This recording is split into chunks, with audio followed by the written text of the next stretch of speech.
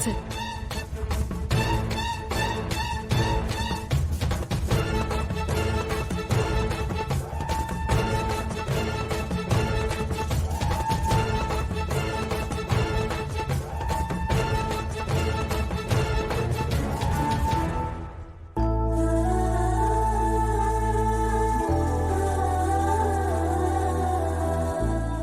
చాలా థ్యాంక్స్ అండి.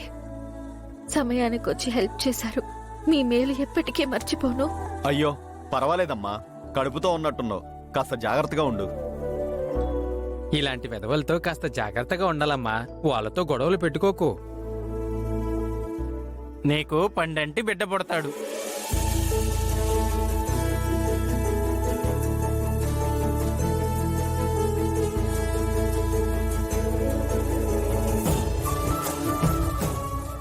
జాగ్రత్తమ్మా. అలాగేనండి.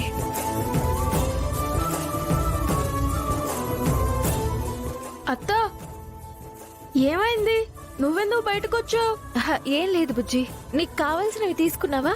పద, బిల్ పే చేసి తీసుకువెళ్దాం. పద.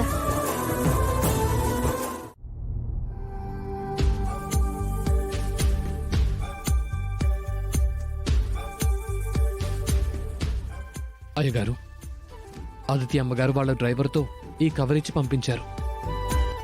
అదితి పంపించిందా? అవునయ్యా. టాబ్లెట్స్ వేసుకోండి అయ్యా. అక్కడ పెట్టు.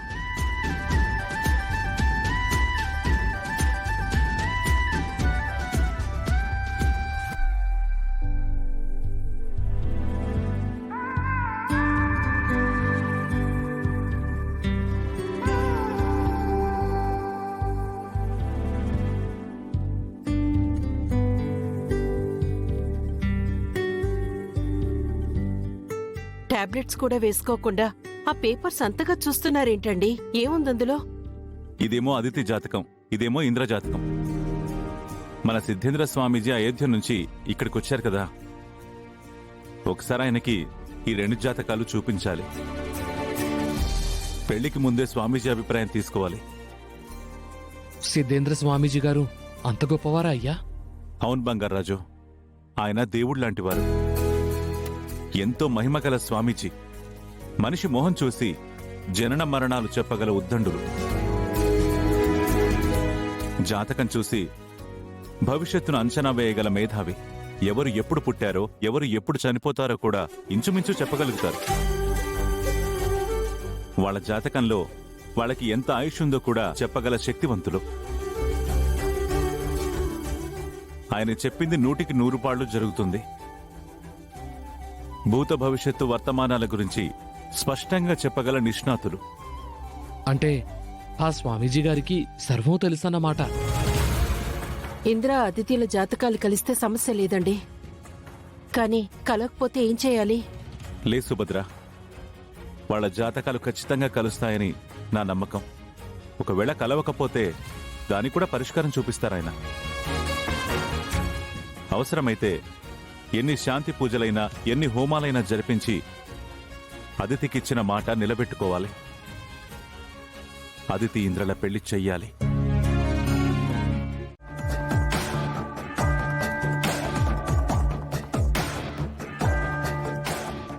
ఏంటి గౌతమ్, ఫోన్ చేసి రమ్మన్నారు? సార్ ఓకే, ఒక 5 minutesలో చేస్తాను. గౌతమ్ సార్ వాళ్ళ ఫాదర్వి టెస్ట్ రిపోర్ట్స్ వచ్చాయి సార్. ఇవ్వండి.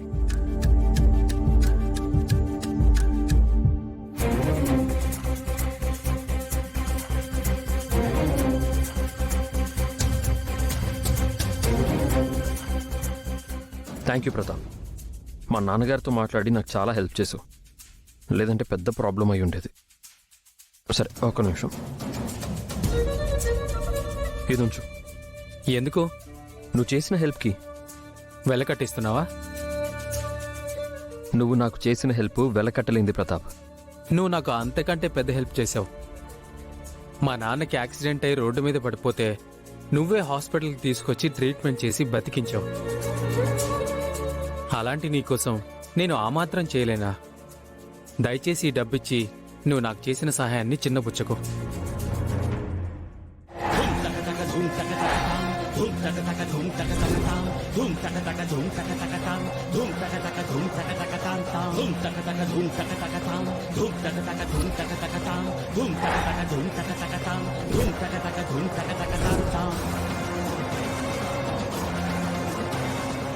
ఈ విషయం వెంటనే గౌతమ్కి చెప్పాలి.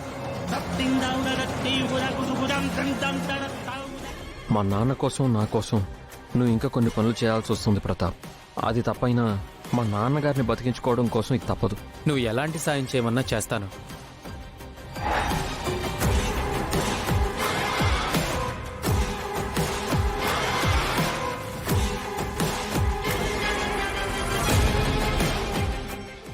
అలాగే గౌతమ్, నీతో అర్జెంటుగా ఒక విషయం చెప్పాలి.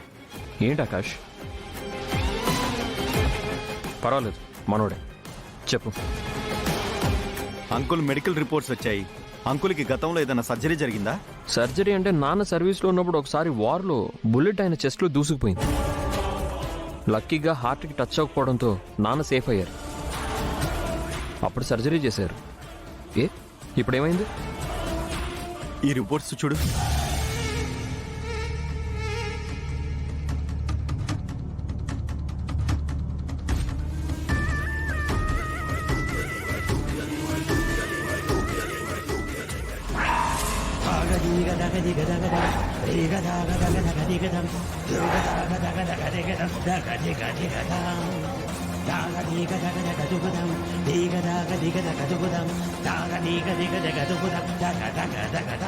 రే